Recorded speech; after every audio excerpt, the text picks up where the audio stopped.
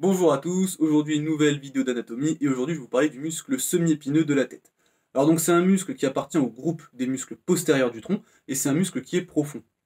Alors donc on va commencer avec son origine. Alors en fait il s'insère par de courts tendons au niveau des processus transverses des vertèbres de C4 à T6.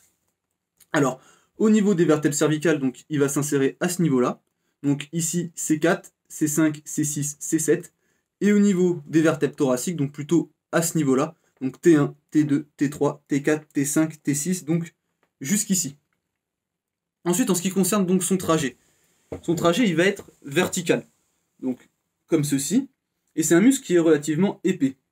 Ensuite, ce qu'il faut savoir, en fait, c'est qu'on va lui décrire deux parties. Une partie médiale, qui va être digastrique. Digastrique, qu'est-ce que c'est? Tout simplement, en fait, on va avoir deux chefs musculaires. On va avoir donc un chef inférieur, ensuite on va avoir un tendon, en général au niveau de C6, et ensuite on va avoir un deuxième chef musculaire, donc un chef supérieur, et on va avoir donc une partie latérale qui est fasciculée. En fait, ça veut dire qu'on va avoir plein de petits faisceaux qui vont venir au niveau des processus transverses des vertèbres.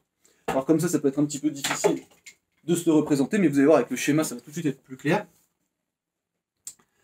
Donc ici, on voit bien la partie médiale, donc chef inférieur, ici tendon au niveau de C6 environ, et ensuite ici chef supérieur.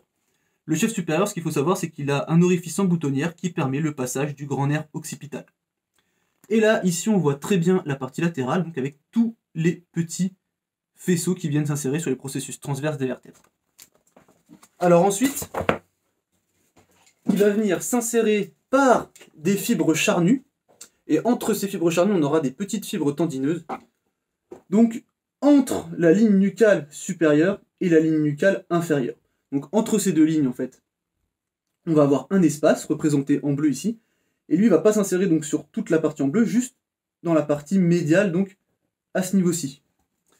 En ce qui concerne son innervation, en fait, il est innervé par les nerfs spinaux qui correspondent, donc en général, les racines, ça va être de C2 à T5.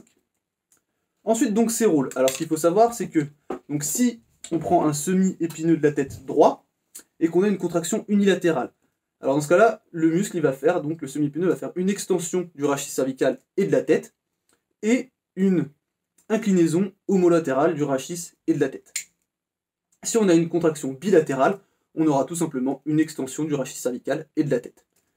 Voilà. Ah oui, ce qu'il faut savoir aussi, c'est qu'il a un rôle dans le maintien de la lordose cervicale. Voilà, donc là vous savez tout sur le muscle semi-épineux de la tête. Je vous mets le lien de mon article en description, et on se dit à la prochaine. Salut!